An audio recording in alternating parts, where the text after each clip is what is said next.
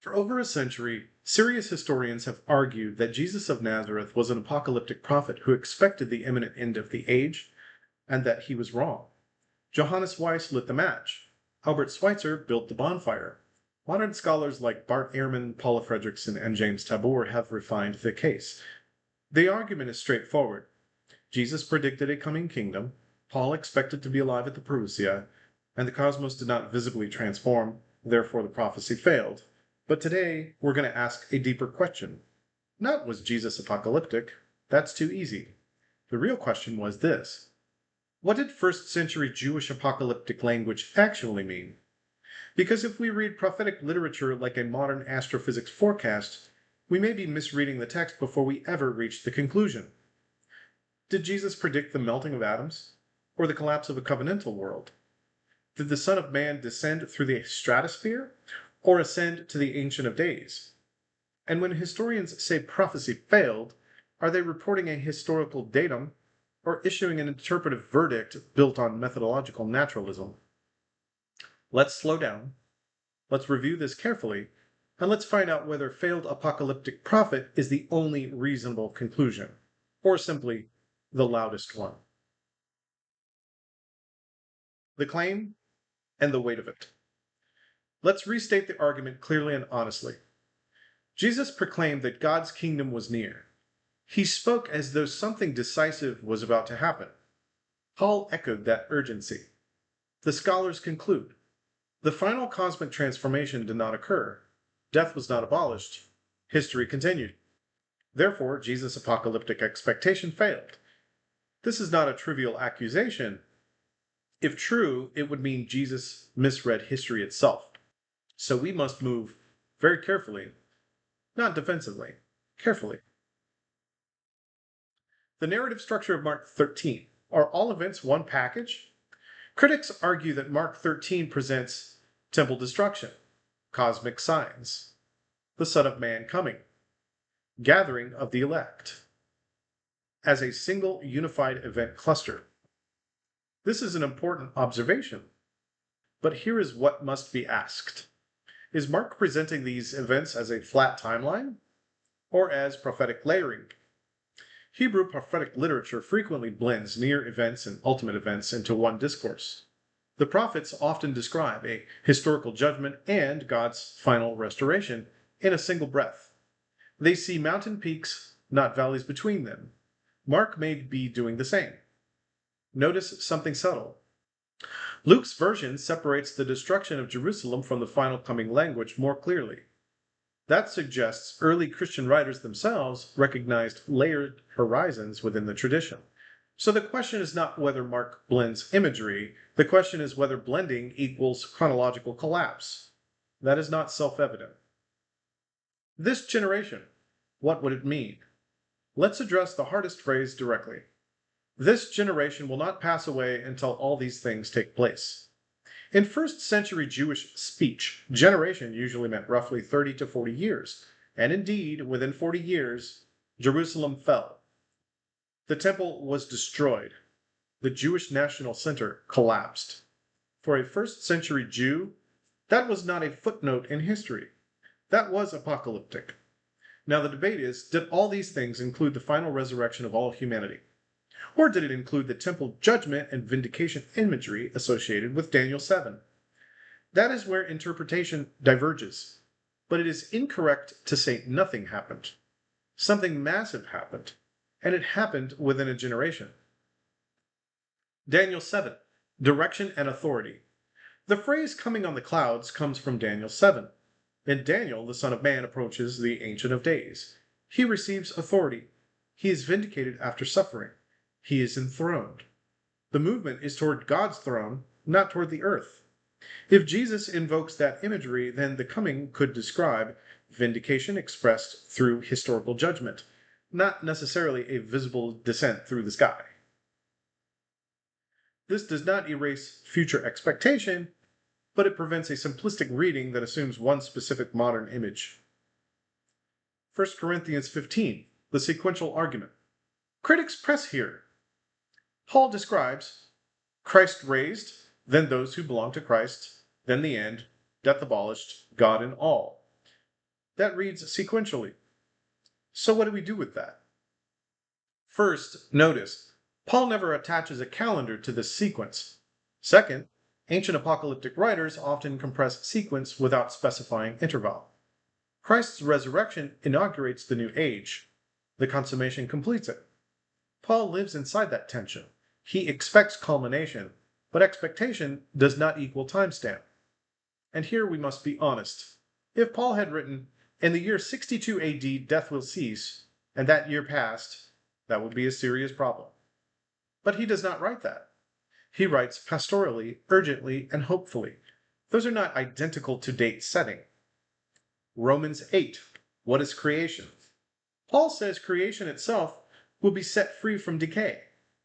Modern readers think of biology and physics, but in Jewish theology, creation often includes the covenant world, the entire order structured around temple, Torah, land, and promise. When that order collapses, prophets describe it in cosmic terms. Isaiah describes Babylon's fall as stars darkening. Ezekiel describes Egypt in cosmic imagery. Joel describes locusts like a darkened sky. Cosmic language does not automatically mean astrophysical collapse. We must interpret it through its literary world. Did the early church adjust the timeline? This is a serious point. Some scholars argue Mark sounds urgent. Matthew softens slightly. Luke adds delay themes. 2 Peter explicitly addresses delay. That looks like development. But development does not equal cover-up. Every movement clarifies expectation over time. The presence of delay inside the New Testament itself shows something important. The early church did not suppress tension. It acknowledged it. 2 Peter says explicitly, some will say, where is the promise of his coming? That is not hiding the problem. That is confronting it. The psychology of apocalyptic expectation. Apocalyptic expectation is not unique to Christianity. Qumran expected intervention. Medieval groups expected intervention. Modern groups expect intervention. But Christianity differs in one decisive way. Its central claim is not merely future expectation. It is resurrection. It claims an event already occurred that inaugurated the new age. That changes the psychology of delay. It is not merely waiting. It is waiting after an event believed to have already begun the transformation. That distinction matters. What would count as failure? We must define this clearly. If Jesus had predicted a visible cosmic event will occur on a specific date and that date passed, that would be failure.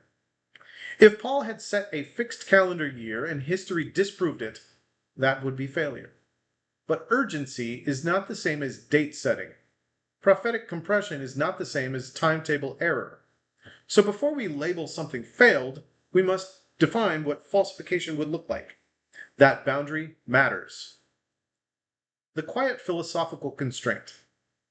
Modern historical method operates with what is called methodological naturalism. It does not affirm miracles. It brackets divine action. It assumes history continues under natural processes. Within that framework, any expectation of divine cosmic intervention must look mistaken. But that conclusion flows from the method itself. It is not neutral. If resurrection is ruled out a priori, then inaugurated eschatology collapses by that definition. That is a philosophical limitation, not a historical discovery. The emotional reality. Let's be honest. The phrase failed prophet shakes people. It feels destabilizing. It feels like the foundation is being pulled away. But the serious questions are not threats. They are invitations to deeper clarity. The question is not, can we protect Jesus from difficulty? The question is, what did first century apocalyptic language actually mean?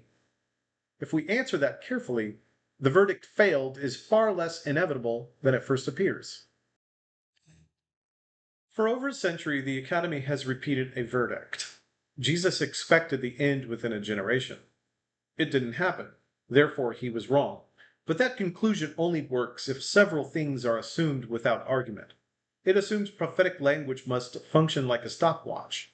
It assumes Daniel 7 describes atmospheric descent rather than enthronement. It assumes apocalyptic imagery cannot describe covenantal collapse. It assumes Paul's urgency equals chronological certainty. It assumes resurrection did not occur. And if resurrection did not occur, then yes, the structure collapses. But if resurrection did occur, then history did not simply continue, it pivoted. And here's the part that is rarely said plainly. If Jesus rose from the dead, then the age he announced did begin. Not in spectacle, not in astronomical fireworks, but in authority. And if that is true, then 70 AD was not random tragedy. It was judgment on the old covenant world. That happened within a generation. So the real issue is not, did the universe melt? The real issue is, did God vindicate Jesus? Because if he did, then the apocalyptic horizon was not a failure. It was inauguration. And if he did not, then Christianity is built on illusion. Those are the options. But failed prophet is not the safe middle ground. It is a conclusion that depends on denying the central historical claim before the argument even begins. The scholars are right about one thing. Everything hinges on what happened after the cross. And that question is not settled by assuming the sky should have split open on schedule. It is settled by asking whether the tomb was empty. That is where the argument lives. And until that is answered in mainstream scholarship, the verdict failed is not established. It is premature.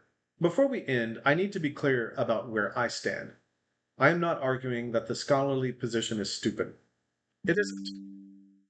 Albert Schweitzer was brilliant. Bart Ehrman is serious. Paula Fredrickson is serious. James Tabor is serious. And if you bracket resurrection and you read apocalyptic language through modern assumptions, their conclusion is understandable. But I do not bracket resurrection. I believe Jesus rose from the dead. And once that claim is on the table, the entire structure of the argument changes. Because resurrection is not a metaphor. It is not a spiritual survival experience. It is not in the hearts of the disciples. It's a historical claim. And if it happened, then the age Jesus announced did begin. If it did not happen, then Christianity collapses at its foundation. I'm not trying to protect Jesus from hard questions. I'm saying the verdict failed prophet assumes the most contested question is already settled. And I'm not convinced it is. So here's where I stand. Jesus was apocalyptic. He believed God would act. He spoke urgently. Jerusalem fell within a generation. The temple was destroyed. The old covenant world ended. And I believe God vindicated him through resurrection. That does not eliminate mystery. It does not eliminate tension. It does not solve every timeline question. But it means I do not accept the phrase failed prophet. Not because it is emotionally uncomfortable, but because I do not believe the central historical claim has been overturned. That is my position. You are free to disagree. But let's at least be clear about what the disagreement actually is.